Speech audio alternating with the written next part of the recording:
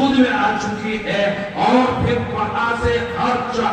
جانب سمرقند و بخارا اور کوفہ و بغداد تمام سے گزرتے ہوئے وَلِلَّهِ الْحَمْدِ یہ علم نبوت اس ہندوستان کے اندر پہنچا، اور ہندوستان میں متعدد جگہوں پر اللہ رب العزت نے جیانے پیدا فرمائے۔ کہیں دہلی میں علم حدیث کے تحفظ کے لیے علماء کھڑے ہوئے، کہیں لکھنؤ میں فقہ اسلامی کی ترجمانی کے لیے علماء تیار ہوئے، کہیں معمولات نے جنم لیا، اور یہ منتشر درسگاہیں اس ہندوستان میں وجود میں آئے۔ حجت اللہ فی الارض الامام الاکبر مولانا محمد قاسم صاحب نانوتوی نور اللہ مرقدہ و برد مرجعہ،